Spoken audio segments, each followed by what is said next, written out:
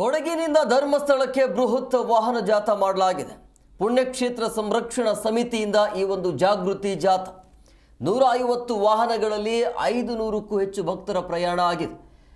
ಉತ್ತಪ್ಪ ಸ್ವಾಮಿ ದೇವಾಲಯದಲ್ಲಿ ಜಾಥಾಗೆ ಚಾಲನೆ ಕೊಡಲಾಯಿತು. ವೀರೇಂದ್ರ ಹೆಗ್ಗಡೆ ಅವರ ಆಶೀರ್ವಾದವನ್ನು ಪಡೆದಿರುವಂಥದ್ದು ಭಕ್ತರು.